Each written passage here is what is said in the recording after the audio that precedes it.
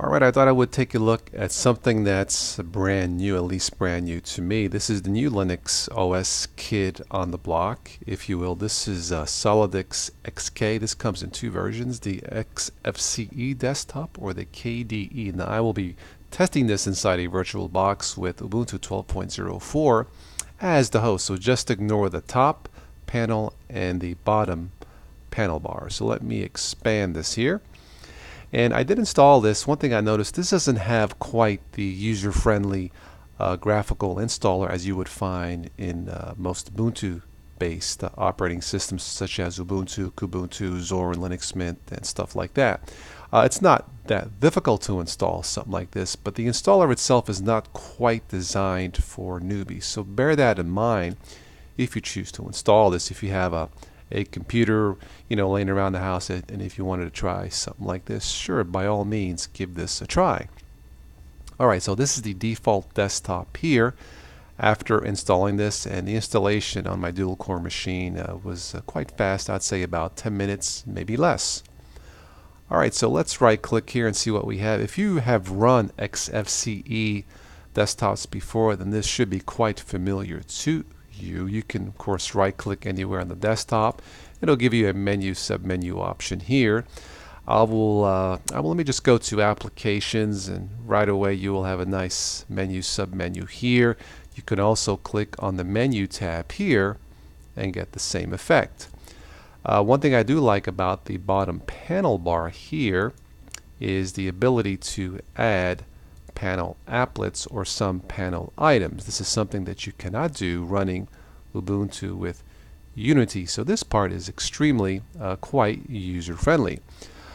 Alright, well, let's see what is installed here. Let me click menu. Let's see, we have the web browser. Let's see, what do we have here?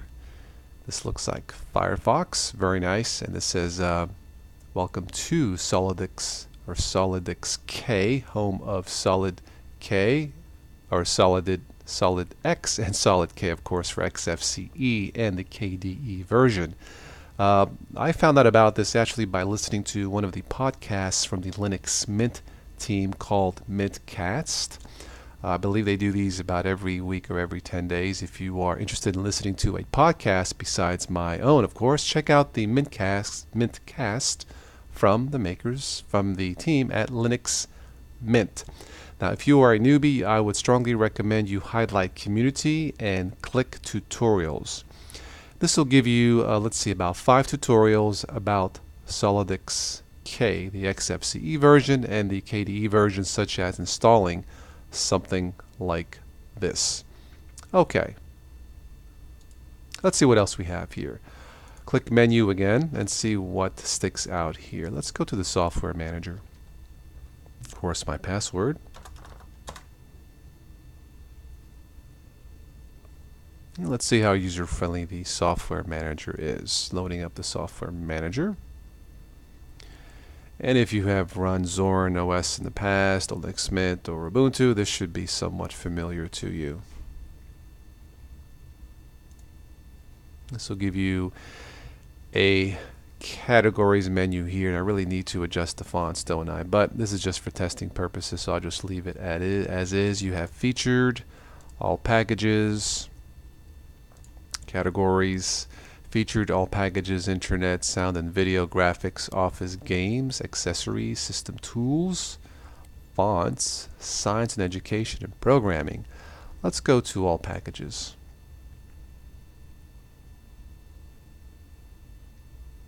And you can't see it, but it says approximately 57,000 packages are available. Wow, it's quite a bit. And this will give you packages that are either available or installed by default. And you can search here in the search bar itself. So let's say I type in Banshee, which is a media player. Enter. It should give me the option to search for Banshee, and there it is right there. And if I double click that, I have the option to, yes, install it here to the far right. Very easy, simple enough. Let's see what else we have here installed. Go back to menu.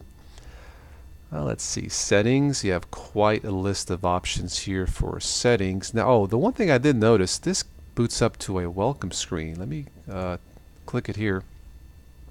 And this is something similar to the Linux Mint welcome screen.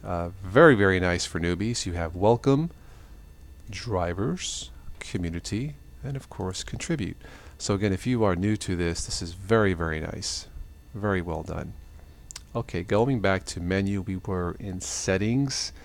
Oh, let's try appearance, and of course this will allow you to change the appearance of your operating system. Let's see, marine sky, light, gray, oh I don't know. Let's just stick with cadmium. Just a minor tweak there.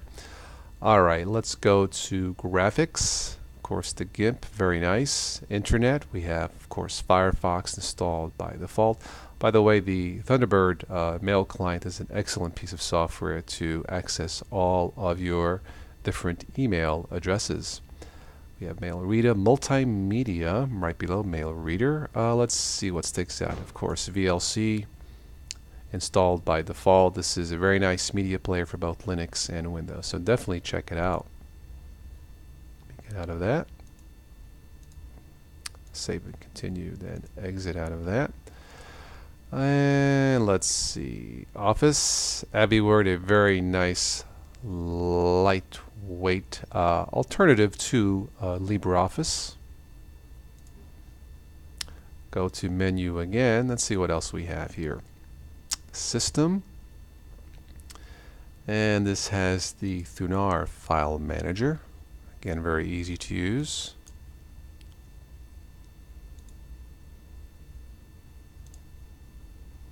We can zoom in on this if you so choose to. Right click and other options here.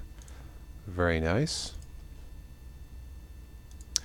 I am noticing that even in a virtual box this is running very, very smooth, so very well done.